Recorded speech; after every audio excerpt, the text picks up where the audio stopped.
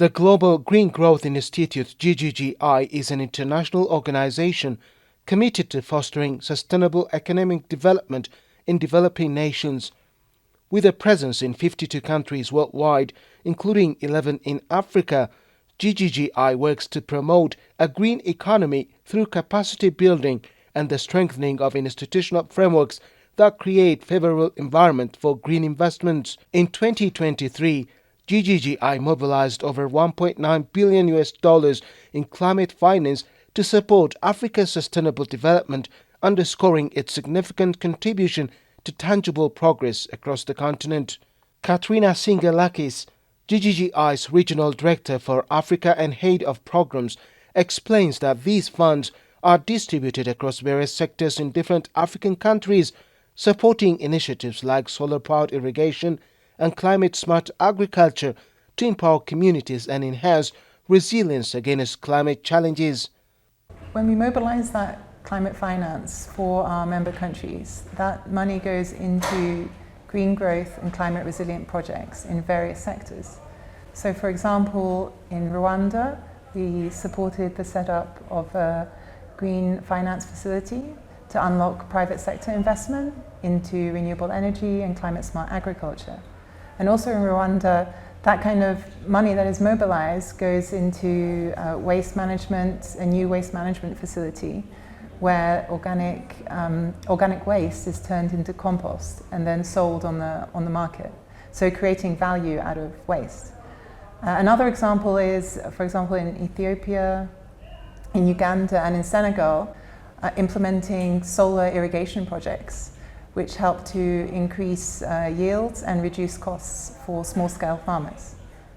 That's the kind of projects, those kind of projects contribute to reducing emissions, creating jobs, and also achieving the Sustainable Development Goals. The director also highlights that the second Africa Climate Summit, with GGGI's participation, amplifies Africa's voice in international climate action by showcasing the continent's priorities and solutions. The summit's a very important moment to amplify African voices and to showcase the solutions that African countries are putting forward for climate change. It's really going to show the leadership of African countries, and the summit brings together a really wide variety of stakeholders, government and policymakers, of course, civil society, private sector, development partners. And together that's going to create the partnerships and collaboration needed. And also the summit's going to bring commitments and mobilization of finance, including innovative, new and inclusive financial solutions for climate projects and green investments across Africa. And GGI is supporting that, the summit and our member countries, all of the African countries, to be able to access and mobilize climate finance. Singalakis emphasizes that GGGI's innovative projects aim to empower African communities, demonstrating their role in building resilience and notes Ethiopia's exemplary efforts in implementing climate-resilient initiatives which could serve as models for other African nations.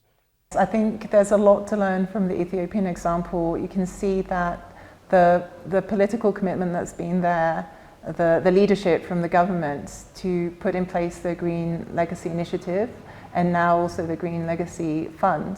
That's a really strong example of how you combine the commitment with the partnership, bringing in technical expertise, and also involving all the communities across the country to then implement a wide variety of initiatives.